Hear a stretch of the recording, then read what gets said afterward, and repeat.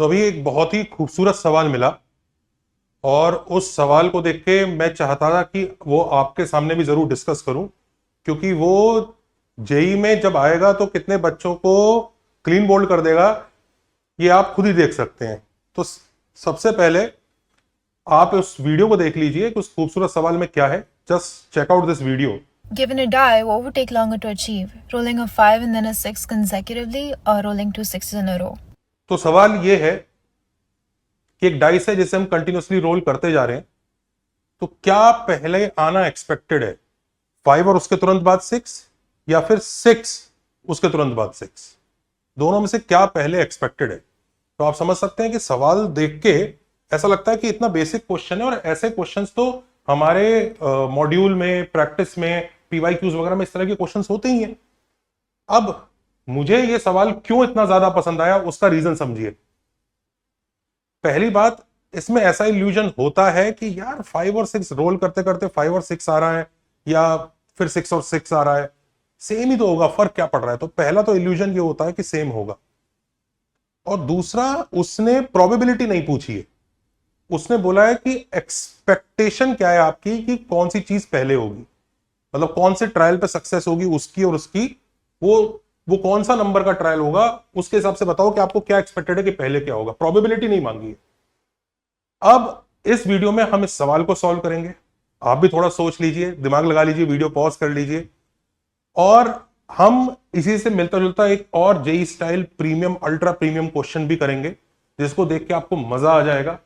और आपने सोचा नहीं होगा कि प्रोबेबिलिटी इस तरह से जेई में, जेई के कॉन्सेप्ट्स के साथ इस्तेमाल हो सकती है, जिसे एक शायद मे बी 9वीं 10वीं का बच्चा भी समझ सकता है कि ये क्या हो रहा है। इतनी इंट्यूटिव, इतनी इजी, पर उतनी ही मजेदार और उतनी ही डिफिकल्ट, क्योंकि जिसके कॉन्सेप्ट क्लियर नहीं होंगे उसको परेशानी आएगी आएगी। So how to solve this question? क्या हमें प्रोबेबिलिटी निकालनी चाहिए? That is my question. क्योंकि पहले तो ये लगता भाई प्रोबेबिलिटी निकाल लेता हूं दोनों की, जिसकी ज्यादा उसकी वो जल्दी हो जाएगा, इस तरह की थॉट आती है दिमाग में कि प्रोबेबिलिटी निकाल लेता हूं दोनों इवेंट की।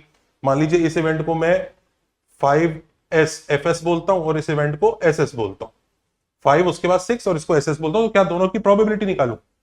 तो पहली बात, प्रोबेबिलिटी नहीं चाहिए। क्यों नहीं चाहिए? Reason number 1, probability of fs और प्रोबेबिलिटी ऑफ ss जब हम डाइस कंटिन्यूसली रोल कर रहे हैं वो सेम ही है। डाइस रोल करते जाओ करते जाओ करते जाओ करते जाओ, कभी ना कभी तो fs आएगा ही आएगा, और कभी ना कभी ss भी आएगा ही आएगा। तो आप इन्फिनिट टाइम्स डाइस रोल करते जा रहे हैं, कभी ना कभी ऐसा होगा कि 5 के बाद 6 आएगा, या कभी ना कभी ऐसा होगा कि 6 के बाद 6 आ ही जाएगा। तो प्रोबेबिलिटी तो दोनों की 1 है। उससे आप कैसे कंपेयर कर पाएंगे कि कौन सा पहले होने की एक्सपेक्टेशन है? कौन सा पहले होगा वो बात नहीं हो रही है कि मैंने डाइस रोल किया, पहले ही चांस में एसएस आ गया, पहली 2 चांस में एसएस आ गया। पहले होगा कौन सा वो नहीं, एक्सपेक्टेशन किसकी है ये हमें प्रोबेबिलिटी से पता नहीं चलेगा, क्योंकि दोनों की प्रोबेबिलिटी 1 है। इनफैक्ट अगर हम ये प्रोबेबिलिटी भी कैलकुलेट कर लें, probability of SS happening before FS and FS happening before SS, कि ये इसके पहले होगा वर्सेस ये इसके पहले होगा, ये भी कुछ प्रूव नहीं करता है, क्योंकि हम ये अज्यूम नहीं कर सकते कि जिसकी प्रोबेबिलिटी ज्यादा, वो अगर मान लीजिए ये ज्यादा इससे निकल आया तो एसएस पहले होगा, या ये ज्यादा इससे निकल आया वो उससे पहले होगा, क्योंकि हम ये भी नहीं कह सकते। Now this is pretty counter intuitive कि अगर एसएस की प्रोबेबिलिटी एफएस से पहले होने की, ये प्रोबेबिलिटी ज्यादा आ रही है, और एफएस बिफोर एसएस की प्रोबेबिलिटी कम आ रही है, तो ऐसा नहीं होना चाहिए कि एसएस पहले होना आना चाहिए। ऐसा नहीं है। मैं इसके लिए एक बहुत प्यारा आपको एग्जांपल भी दिखाता हूं कि 2 इवेंट्स हैं, जैसे ए और बी हैं, और दोनों श्योर टू हैपन है, और एक्सपेरिमेंट ना 2 मोड में कंडक्ट होता है। अब वो मोड चूज किया जाता है, mode X, mode Y. Mode X को चूज करने की प्रोबेबिलिटी 0.6 है, मोड वाई को चूज करने की प्रोबेबिलिटी 0.4 है। अब मोड एक्स में हम जाते हैं तो 1 घंटे बाद हमारा इवेंट ए हो जाता है, और उसी मोड में आगे जाते हैं तो 3 घंटे बाद इवेंट बी भी हो जाता है। मतलब मोड एक्स में भी ए और बी दोनों के होने की गारंटी है। जैसे उसमें था ना कि डाइस रोल करते जा रहे हैं करते जा रहे हैं, अगर एफएस आ भी गया तो आगे जाके कहीं एसएस आ भी सकता। वहीं पे मान लीजिए 0.4 में मोड वाई है, जिसमें 1000 आवर्स के बाद आपका आउटकम ए आ जाएगा, इवेंट ए हो जाएगा, और 2 घंटे में ही बी हो जाएगा, मतलब 2 घंटे में बी हो गया, उसके बाद चलते गए तो 1000 पे आने के बाद पक्का वो वाला आने वाला है। तो this is what is given. इसको आप ऐसे इमेजिन कर सकते हो कि कोई ड्रिलिंग कंपनी है जो जमीन को खोदती है, उसमें क्या चीज निकलती है वो बताती है। बहुत क्रूड एग्जाम्पल ले रहे हैं, वो 2 सिटी है, सिटी एक्स और सिटी वाई। तो 60% चांस है वो सिटी एक्स में अपना काम शुरू करेगा और 40% चांस है सिटी वाई में शुरू करेगा। और ए मतलब है कि जमीन से पानी निकलना, और बी मतलब जमीन से ऑयल निकलना, और खुदाई चलती रहेगी। ये नहीं पानी निकल गया तो भी खोदते रहेंगे ऑयल निकल जाएगा, या पहले ऑयल निकल गया तो भी खोदते रहेंगे पानी निकल जाएगा, ये करता रहेंगे। लेयर ऐसी बनी हुई है, उस जमीन के नीचे की लेयर्स ऐसी हैं। अब इसको आप ऐसे विजुलाइज कर सकते हो कि मतलब वो कंपनी पहले डिसाइड करेगी 60% चांस के हिसाब से कि मैं सिटी एक्स में चालू करेंगे, और वो खोदते गए खोदते गए खोदते गए, तो 1 घंटे बाद पानी निकल जाता है, और फिर और चलते जाएंगे चलते जाएंगे चलते जाएंगे, 3 घंटे बाद ऑयल निकल आता है, लेट्स से। अब मैं ये नहीं कह रहा कि पेट्रोलियम इंजीनियरिंग वाले बोले ऐसा थोड़ी होता है पानी के बाद ऑयल निकल आएगा, उसकी बात नहीं करें, जस्ट एक एग्जांपल दिखा रहा हूं। और मान लीजिए अगर उसने 40% चांस में सिटी वाई चूज किया है, तो वो पहले खोदते गए खोदते गए खोदते गए, तो 2 घंटे बाद ही ऑयल निकल आया, और फिर चलते गए 1000 घंटे के बाद फिर पानी निकल रहा है। तो इस तरह की सिनेरियो है। अब सवाल ये उठता है कि इस सिचुएशन में उस कंपनी के लिए प्रोबेबिलिटी ऑफ ए क्या है, मतलब getting water, probability of B क्या है, getting oil, probability of water before oil क्या है, A before B, probability of oil before water क्या है, बी बिफोर ए, और क्या एक्सपेक्टेड टाइम है पानी निकलने का, और क्या एक्सपेक्टेड टाइम है ऑयल निकलने का। ये तीसरा क्वेश्चन है। तो ये तीनों क्वेश्चन को एक बार देखते हैं तो आपको समझ में आएगा कि क्या मैं कहना चाहता हूं, कि अगर probability of event 1 before event 2 अगर ज्यादा भी है इवेंट 2 बिफोर इवेंट 1 से, तो भी एक्सपेक्टेड टाइम उस पर मैटर नहीं करता है। जरा देखिएगा। तो सबसे पहले, क्योंकि भाई कुछ भी करे वो सिटी एक्स या सिटी वाई में से किसी में काम करेगा ही करेगा और चलता जाएगा, तो कुछ भी कर लीजिए, आपको पानी निकलना ही निकलना है। पहले निकले बाद में निकले, पर निकलना जरूर है। तो प्रोबेबिलिटी ऑफ ए पक्का 1 ही है, उसमें कोई डाउट नहीं है, it is surely 1। And similarly probability of B is also 1, कि वो भी निकलेगा वो भी निकलेगा। आप कुछ भी चूज कर लीजिए, दोनों में से एक ना एक काम तो होना ही है, मतलब ये होना ही है, ये भी होगा ये भी होगा। इनफैक्ट ए के सिनेरियो में दोनों ही होंगे, आप चलते चले जाएंगे तो probability of A is 1, probability of B is 1, दोनों इवेंट श्योर हैपन। उस कंपनी को ऑयल पक्का मिलेगा, वाटर भी पक्का मिलेगा, चाहे वो सिटी एक्स चूज कर ले चाहे सिटी वाई चूज कर ले। अब ए बिफोर बी और बी बिफोर ए को देखते हैं। क्या सिनेरियो है कि उसको वाटर पहले मिलेगा। तो अगर वाटर पहले मिलना है उसको, तो आप समझ सकते हैं कि उसको सिटी एक्स में काम करना है। तो 0.6 प्रोबेबिलिटी है ए बिफोर बी की, या 60% चांस है वो ऐसे सिटी में खुदाई कर रहे हैं जहां पे पानी पहले मिलता है। और क्या सिनेरियो है कि उसको ऑयल पहले मिलेगा, that is 40%, that is the other city. तो ए बिफोर बी और बी बिफोर ए को जब आप कंपेयर करेंगे तो ए बिफोर बी जीत जाता है। तो ऐसा लगता है ए बिफोर बी की प्रोबेबिलिटी ज्यादा है।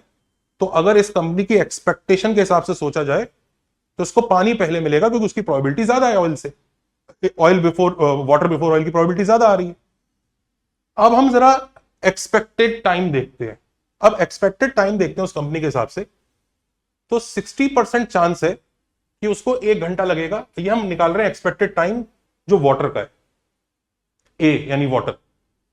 60% चांस है कि उसका काम 1 घंटे में हो जाएगा। तो 60% इंटू 1 आवर प्लस 40% चांस है कि उसको 1000 आवर्स लगेंगे। तो 40% 0.4 इंटू 1000। तो एक्सपेक्टेड टाइम उस कंपनी का क्या हुआ कि भाई कितना टाइम लगेगा। वो वाटर निकालने के लिए 400.6 आवर्स उसको लगने वाले हैं। मतलब उसकी एक्सपेक्टेशन है कि पानी निकलने की का एक्सपेक्टेड टाइम 400.6 आवर्स है। वहीं पे अगर हम ऑयल निकलने का एक्सपेक्टेड टाइम निकालें तो 60% चांस है कि उसको 3 घंटा लगेगा, और वहीं 40% चांस है कि उसको 2 घंटा लगेगा। और इसका एक्सपेक्टेड टाइम निकालेंगे तो 2.6 आवर्स आता है।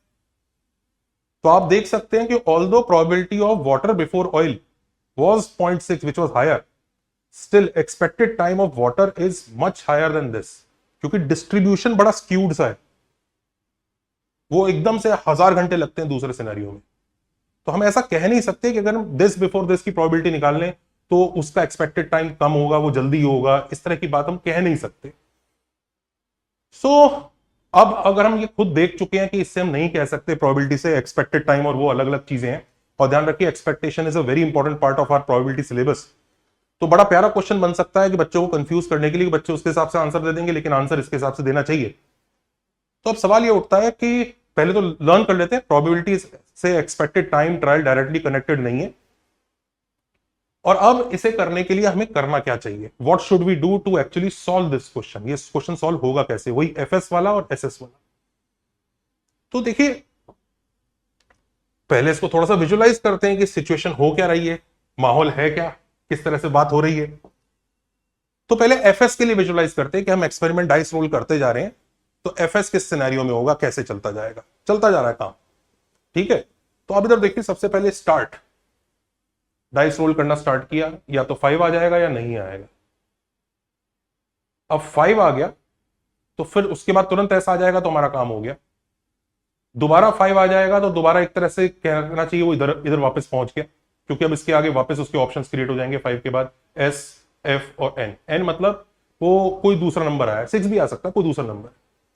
और जब भी वो एन पर पहुंचता है ना, तो तुम्हें समझ में आ रहा है, देखो अगर अभी तक 5 आया हुआ है तो अब उसको 5 6 आने का काफी अच्छा ताकत है उसके पास कि जस्ट 6 आ जाए काम हो जाएगा। लेकिन वहां पे अगर कोई दूसरा नंबर आया हुआ है 2 3 6, तो उसको एफएस क्रिएट करने के लिए वापस रीस्टार्ट शुरू से मेहनत करनी होगी। तो इसका मतलब यहां यहां यहां वापस रीस्टार्ट होगा, तो वापस चेन बनेगी। तो क्या हम ये सारी चेन्स ऐसे बनाएं, फिर विजुलाइज करें, फिर करने की कोशिश करें। ऑल्सो हम इससे प्रोबेबिलिटी निकालेंगे, हम इस तरह के डायग्राम से हम प्रोबेबिलिटी निकालेंगे। हम इससे प्रोबेबिलिटी चाहिए भी नहीं, जो मैं आपको दिखा भी चुका हूं। हमें तो एक्सपेक्टेड ट्रायल चाहिए कि कौन से ट्रायल पे जाके एफएस होने की एक्सपेक्टेशन है। ध्यान रखिए एक्सपेक्टेशन का मतलब गारंटी नहीं होता। गारंटी नहीं है कि मतलब अगर उसको 10वें ट्रायल पे ये काम होने की एक्सपेक्टेशन है तो 10वें पे पक्का हो जाएगा। हो सकता है पहले 2 पे ही हो जाए, हो सकता है 1000वें पे जाके हो। एक्चुअल लाइफ की बात नहीं है, एक्सपेक्टेशन की बात है कि क्या एक्सपेक्टेशन है, which is what the question is asking you to calculate, expected. अब इसे चाहिए भी नहीं, इसको एक्सपेक्टेशन चाहिए कि इसकी एक्सपेक्टेशन क्या है, कि ये कब होगा। इनफैक्ट वो चाहता क्या है कि हम expectation of this event and expectation of this event आपस में कंपेयर करें और बताएं कि कौन सा जल्दी होने के चांसेस, कौन सा जल्दी होना एक्सपेक्टेड है, किसका आंसर कम आ रहा है। That is what the question wants. अब एक्सपेक्टेशन कैसे निकालेंगे, तो भाई वो टेबल बनाएंगे कि मान लीजिए आर मतलब कौन से रोल में ये काम हो रहा है, 1 रोल में, 2 रोल में, 1 बार रोल करने पे, 2 बार रोल करने पे, 3 बार रोल करने पे, 4 बार रोल करने पे, 5 बार रोल करने पे, और हर एक रोल पे वो काम होने की सर्टेन प्रोबेबिलिटी होगी। तो एक्सपेक्टेशन क्या होती है, हमें इसकी एक्सपेक्टेड वैल्यू निकालनी है ना कि कौन सा ट्रायल एक्सपेक्टेड है जब जाके काम होगा। तो दिस इनटू पी आई, भाई उसी चीज को हम पी से प्रोबेबिलिटी से मल्टीप्लाई करते हैं कॉरस्पॉन्डिंग और ऐड कर देते हैं। That is what we do. तो आर इक्वल टू 1 है। अब देखिए जैसे पहला ही उसने डाइस रोल किया तो एफएस होगा नहीं, क्योंकि एफएस को 1 5 और उसके बाद तुरंत बाद 6 चाहिए, 1 में कैसे हो जाएगा, 2 में होना है। तो प्रोबेबिलिटी ऑफ कोर्स 1/36 है, पहला 5 दूसरा 6, तो 1/6 इंटू 1/6। 3 में भी कुछ आंसर आएगा, 4 में भी कुछ आंसर आएगा, 5 में भी कुछ आंसर आएगा, काफी सारे आंसर्स आएंगे। हर एक आंसर को कॉरस्पॉन्डिंग आर से मल्टीप्लाई करना पड़ेगा कि 2 चांस लगने की प्रोबेबिलिटी ये है, 3 चांस लगने की प्रोबेबिलिटी ये है, 4 की लगने की प्रोबेबिलिटी ये है, 5 के लगने की प्रोबेबिलिटी ये है। तो दिस इनटू दिस करके ऐड करना है, और R goes from 1 to infinity. तो हमें एक्चुअली उसका समेशन निकालना होगा, वो हमारी एक्सपेक्टेड वैल्यू होगा। पर इसमें जब आप आगे जाते हैं ना, तो आप ऑब्जर्व करते हैं इतना अच्छा सा ऐसा कुछ पैटर्न बनता नहीं है। थोड़ा बहुत ट्राई कर सकते हैं, थोड़ा बहुत कुछ जीपीस बनेगा, you can try it out, you will find that it is lengthy and it takes time. However मैंने आपसे प्रॉमिस किया था कि ये वाला जो क्वेश्चन है ये इवन स्कूल का बच्चा भी कर सकता है, और बहुत ही स्मार्ट तरीका है इसको हैंडल करने का। तो कैसे एक स्कूल का बच्चा करेगा, आइए उसकी तरफ जाते हैं। इस इवेंट को हम एफएस का नाम दे रहे हैं और इस इवेंट को हम एसएस का नाम दे रहे हैं, और हम पहले एफएस के लिए एक्सपेक्टेड टाइम कैलकुलेट कर रहे हैं, या एक्सपेक्टेड नंबर ऑफ ट्रायल जहां पर वो होगा। अब अगर हम उसको कैलकुलेट करना शुरू करते हैं तो लेट अस स्टार्ट कि भाई एक्स जो है वो नंबर ऑफ रोल्स एक्सपेक्टेड है, नीडेड मतलब एक्सपेक्टेड फ्रॉम द स्टार्ट, कि स्टार्टिंग से ही इस इवेंट को होने के कितने रूल्स एक्सपेक्टेड है। इनफैक्ट वो एक्स ही हमसे मांग रहा है, he is asking x only, this is what he is asking कि एक्स बताओ, कि स्टार्टिंग से बताओ एफएस होने की एक्सपेक्टेशन कौन से ट्रायल पे जाकर है, उसे एक्स मान लिया, और वाई है नंबर ऑफ रोल्स नीडेड अगर प्रीवियस वाला एफ है। आप जानते हैं सिनेरियो दो पार्ट में डिवाइड हो गया था, अगर प्रीवियस वाला एफ है तो वो जल्दी हो सकता है काम, तो अगर प्रीवियस वाला एफ है मतलब रोल करते करते कहीं एफ आ गया तो उसके आगे क्या हो रहा है। तो हमने दो चीजें डिफाइन करी, एक्स और वाई, और आपको पता है इनको बड़े आराम से आपस में रिलेट किया जा सकता है। कैसे? स्टार्ट किया हमने, अब ये हमारे पास कुछ नहीं है, स्टार्ट किया सब चीज एकदम जीरो लेवल पे है, स्टार्ट किया रोल किया तो हो सकता है 5 आ जाए, तो 1/6 इज द प्रोबेबिलिटी कि 5 आएगा, और 5/6 इज द प्रोबेबिलिटी कि 5 नहीं आएगा, मतलब 5/6 कुछ दूसरा नंबर आ रहा है। अब अगर हमें पता है 5 आ गया, तो अब हमें पता है कि हमारा पिछला वाला 5 है, अब हमें यहां से एफएस चाहिए, तो मे भी ऐसा हो सकता है कि तुरंत ऐसा आ जाए, मे भी ऐसा हो सकता है कि तुरंत वापस 5 आए और फिर ऐसा आए, ऐसा भी हो सकता है 5 के बाद कुछ दूसरा ही नंबर आ जाए, लेट्स से 3 आ जाए, फिर वो वापस न्यूट्रल जोन में चला जाए और फिर कहानी स्टार्ट हो, तो आगे बहुत कुछ चलेगा। पर हम एक चीज तो समझ सकते हैं, एक बार ध्यान दीजिए, हम अगर 5 पे खड़े हैं, हमें पता है ये 5 आ चुका है, यहां से विक्ट्री की जो आंसर है उसको हमने ऑलरेडी मान रखा है वाई, कि यहां से नंबर ऑफ रोल्स वाई लगेंगे, this is what we have assumed here. तो 1/6 into Y, now Y this is +1 because एक आपका ऑलरेडी यहां नष्ट हो चुका है, एक रोल आपका बर्बाद हो गया है, तो 1/6 प्रोबेबिलिटी होगी कि आपको y+1 लगेगा। y तो वहां से कैलकुलेट होंगे ना, पर हम स्टार्ट से देखेंगे तो y+1 लग गया। 5 आने के बाद वो y है, उसके पहले ऑलरेडी एक 5 आने वाली चीज उसको खराब कर चुकी है, तो इसलिए y+1 यूज होगा। और वहीं पे मान लीजिए कुछ और नंबर आ जाता है 3 4 5 6, अब 6 आया हुआ है, 6 आने के बाद उसको वापस एफएस चाहिए। अब पिछला नंबर 6 है 3 है, उससे क्या ही फर्क पड़ रहा है, क्योंकि हम तो सीधा एफएस की बात कर रहे हैं, हमें उससे मतलब नहीं है कि एसएस पहले हुआ है नहीं हुआ है, डजंट केयर, हम तो एक्सपेक्टेड टाइम निकाल रहे हैं।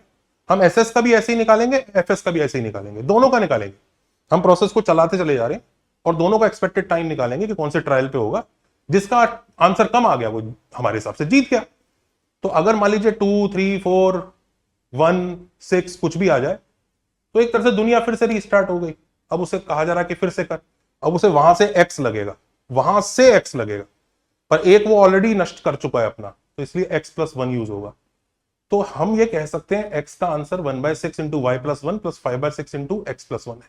That is a simple linear equation between x and y। अब एक इक्वेशन और मिल जाए तो हम आराम से x और y निकाल सकते हैं, वो इक्वेशन बनाना भी कोई खास मुश्किल नहीं है, आप y भी निकाल सकते हो। आप ऑलरेडी 5 पर खड़े हो, आपको पता है पिछला वाला 5 आ गया, अब आपने रोल किया, तो पहला सिनेरियो तो ये हो सकता है कि आपका दोबारा 5 आ जाए, तो 1/6 टाइम्स आपका दोबारा 5 आ गया। अब उसके आगे क्या कहानी है, आपको पता है उसके आगे वापस y लगने वाला है, उसके आगे, पर एक आप ऑलरेडी इसमें नष्ट कर चुके हैं, तो यहां पर y+1 लग जाएगा, तो y is equal to 1/6 times y+1। दूसरा सिनेरियो क्या हो सकता है, सीधा आपने मस्त सिक्सर मारा, 1/6 प्रोबेबिलिटी के साथ 6 ही आ गया,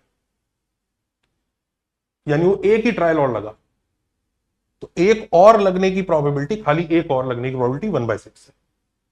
और ऐसा हो सकता है कि आप न्यूट्रल जोन में चले जाए, कुछ और नंबर आ जाए, क्योंकि y के नजर से अब आप 6 को अलग से कंसिडर करना पड़ेगा, क्योंकि y के बाद न्यूट्रल जोन में जाने का मतलब 6 नहीं है कि 6 आ गया तो न्यूट्रल जोन में चले गए, नहीं गए, y के बाद तुरंत 6 आ गया तो इसका मतलब न्यूट्रल जोन में नहीं, आपकी विक्ट्री हो गई है।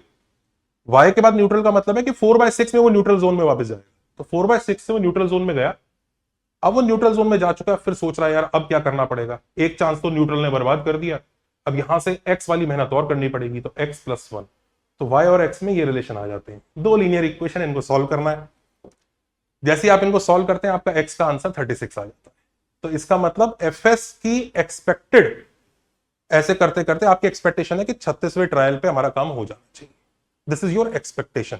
हो सकता है 36वें पे ना हो सकता है उसके बाद हो, पहले हो, दिस इज योर एक्सपेक्टेशन। अब ऐसा ही पता है हम दूसरा पार्ट भी कर सकते हैं कि ये तो 36 आ गया, अब दूसरा वाला का एसएस वाला पार्ट जो है वो अगर 36 से ज्यादा है, 36 से ज्यादा है, तो कुछ और जवाब होगा कि कौन सा पहले होगा, 36 से कम है तो कुछ और जवाब होगा। तो चलिए अब हम एसएस के लिए स्टार्ट करते हैं और फिर से वही डिफाइन करते हैं कि स्टार्ट से न्यूट्रल जोन से जितने रोल्स एक्सपेक्टेड हैं नीडेड मतलब एक्सपेक्टेड है, वो ए है। और बी मतलब अगर पिछला 6 आ चुका है, आपको सोचिए, तो अब थोड़ा सा उसको बेनिफिट है। तो अगर पिछला 6 आ चुका है तो कितने एक्सपेक्टेड है, ये बी है। तो हमने ए और बी दो चीजें ऐसे डिफाइन की, सिंपल सा आइडिया है। अब ए और बी हम वापस रिलेट करते हैं। अब देखिए, मान लीजिए अब स्टार्ट पे है, न्यूट्रल जोन पे है आप, आपने डाइस रोल किया और आपका तुरंत 6 आ गया, और you will be very happy कि मस्त है, बस अगली बार काम हो जाए। तो आप ऑलरेडी यहां पर पहुंच गए कि पिछला वाला 6 है, पिछला वाला आपका 6 है ऑलरेडी। तो वहां से आपको बी की रिक्वायरमेंट होगी, पर एक आप ऑलरेडी इसमें नष्ट कर चुके हैं, तो b+1, A will be 1/6 times b+1। ऐसा भी हो सकता था कि आपका 6 नहीं आता, आपका कुछ और रैंडम नंबर आ जाता, 5 आ जाता, 3 आ जाता, 2 आ जाता। ध्यान रखिए, हम इसको एफएस से भी कंपेयर नहीं कर रहे, हम दोनों की एक्सपेक्टेड वैल्यू ही निकाल रहे हैं। जिसकी कम होगी वो एक्सपेक्टेड है जल्दी होने का। तो 5/6 प्रोबेबिलिटी है कि वो वापस सिस्टम रीस्टार्ट हो जाता है। अब उससे बोला जाता है अब बताओ। अब ये सोचेंगे यार, तो सिस्टम रीस्टार्ट हो गया, वो जो 6 का एडवांटेज था, तो ये वाला एडवांटेज इसके पास नहीं है, ये तो वापस वही कह रहा है कि अब वापस बताओ। तो अगर मान लीजिए उसने 4 रोल किया है, तो अब हमें फिर सोचना पड़ेगा यार, यहां से तो वापस ए लगेंगे, क्योंकि यहां से भी एक्सपेक्टेशन तो हमारी वही है ए। लेकिन एक हम ऑलरेडी खराब कर चुके हैं, तो इसलिए a+1। इसने एक खराब कर दिया, इसलिए a+1। तो एक ये पहला रिलेशन आया। वहीं पर बी को देखिए, बी को भी अगर हम देखें, अब बी मतलब ऑलरेडी हमारा 6 आ चुका है, तो या तो ऐसा होगा अगले चांस में हमें विक्ट्री मिल जाएगी, ऐसा आया ×1, एक चांस लगा 1/6 विक्ट्री। या फिर ऐसा हो सकता है वो फिर मामला खराब कर दे, 6 ना दे, कुछ और दे दे। तो 5/6 प्रोबेबिलिटी से वो वापस नष्ट करके न्यूट्रल जोन में ले आएगा उसको। उस न्यूट्रल जोन में हम वहां से सोचेंगे यार फिर मामला खराब हो गया, अब यहां से वापस ए लगने चाहिए, और ये एक ऑलरेडी खराब कर चुका है, तो इसलिए a+1 होगा। तो अगर ये दो रिलेशन हम लोगों ने समझ लिए, तो इससे यहां पे हम ए और बी वापस सॉल्व कर लेंगे, और सॉल्व करके ए का आंसर बच्चों आता है इससे 42। तो इसका मतलब मॉरल ऑफ द स्टोरी ये है कि उसका एक्सपेक्टेड ट्रायल 36 है, इसका 42 है। तो 5/6 is expected to happen before SS, उसकी एक्सपेक्टेशन पहले है। अब सवाल ये उठता है कि सर देखने में तो ये दोनों चीजें ऑलमोस्ट सेम ही थी, 5/6 या 6/6, ऐसे मतलब प्रोबेबिलिटी भी सेम ही है दोनों की, ऐसा नहीं लगता कि सेम आना चाहिए, why are they even different? ये थॉट दिमाग में आना चाहिए। तो उस थॉट का भी बड़ा प्यारा जवाब है, there total probability is surely 1, कि मतलब FS होने की प्रोबेबिलिटी क्या है, 1 होना ही है कभी ना कभी। SS होने की प्रोबेबिलिटी भी श्योरली 1 ही है। बट वो जो प्रोबेबिलिटी जिस तरह से डिस्ट्रीब्यूटेड है ना, कि 1 में कितना, 2 में कितना, 3 में कितना, 3 अगर ट्रायल हो रहे हैं तो ये कितनी प्रोबेबिलिटी के साथ है, ये कितनी प्रोबेबिलिटी के साथ है, वो अलग अलग है।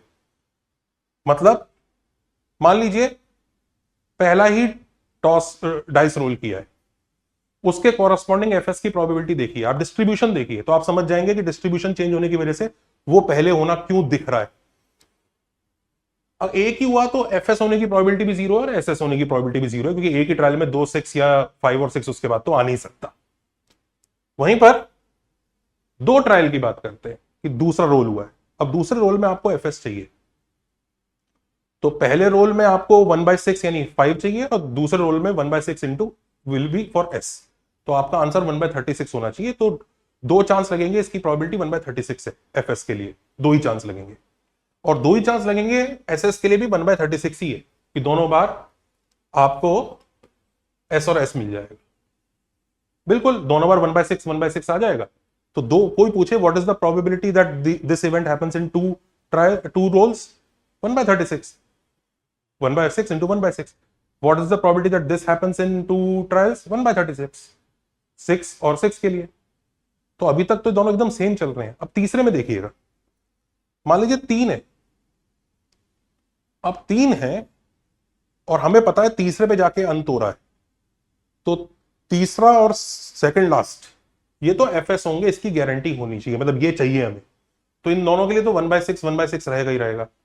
उसके पहले कुछ भी आ जाए, कुछ भी आ जाए, मतलब 1 आ जाए, 2 आ जाए, 3 आ जाए, 4 आ जाए, 5 आ जाए, 5 भी आ जाए, एफएफएस भी 3 में ही खत्म होगा, एसएफएस भी 3 में ही खत्म होगा, कुछ भी आ जाए तो इसलिए 6/6। So the answer will be 1/36 only, कि अगर 3 में आपको खत्म करना है।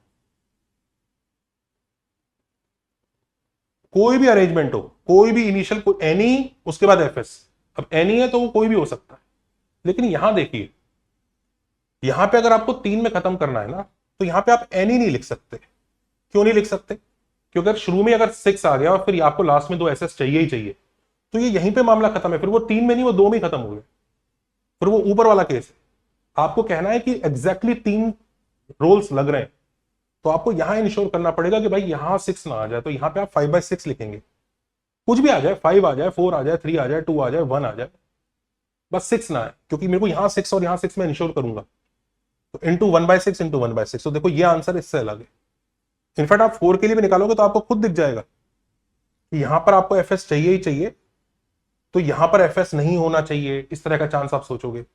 यहां आपको एसएस चाहिए ही चाहिए, तो ना यहां नहीं आना चाहिए और फिर यहां आ सकता है, केसेस बनेंगे, तो आपका डिस्ट्रीब्यूशन चेंज हो जाएगा। इसकी सारी प्रोबेबिलिटी को ऐड करोगे और इसकी सारी प्रोबेबिलिटी को ऐड करोगे तो आंसर 1 ही आएगा। ऐड करने के बाद 1 आएगा, लेकिन हम ऐड करके नहीं बता रहे, हम प्रोबेबिलिटी को उसके कॉरस्पॉन्डिंग नंबर ऑफ रोल से मल्टीप्लाई करके एक्सपेक्टेड वैल्यू निकालते हैं, इसलिए डिफरेंट आंसर आ रहा है। अब hence they are different, so I think this idea will become clear to you, yes इनमें फर्क है। अब for the sake of completeness हम पूरी बात भी कर लेते हैं कि अगर प्रोबेबिलिटी से इस क्वेश्चन को देखा जाए तो एफएस की प्रोबेबिलिटी क्या है, एसएस की प्रोबेबिलिटी क्या है, एफएस बिफोर एसएस की प्रोबेबिलिटी क्या है, एसएस बिफोर एफएस की प्रोबेबिलिटी क्या है। तो probability of FS is surely 1, होना ही है कभी ना कभी। Probability of SS is also 1, वो भी 1 ही है, कभी ना कभी तो होना ही है। एफएस बिफोर एसएस और एसएस बिफोर एफएस, इसकी प्रोबेबिलिटी आप निकालिए। कैसे निकालेंगे, यही चीज हम आपको होमवर्क में देते हैं, और होमवर्क ऐसा नहीं, हम नेक्स्ट वीडियो में हम इस होमवर्क को डिस्कस भी करेंगे, क्योंकि एक बहुत प्यारा, neat, cool, ultra premium JEE question, जिसको आप देखते ही समझ जाएंगे ये जेई में आ सकता है, और जब आएगा तो कितने बच्चों को परेशान कर सकता है, और ये कितना सिंपल, लॉजिकल और इंट्यूटिव है, वो आपको समझ में आएगा और मजा आएगा। तो उस अल्ट्रा प्रीमियम क्वेश्चन को हम नेक्स्ट वीडियो में लेके आएंगे। अगर आप चाहते हैं हम नेक्स्ट वीडियो बनाएं, तो कमेंट्स में जरूर लिखिएगा कि यस सर इसका वीडियो 2 चाहिए, वीडियो 2 चाहिए।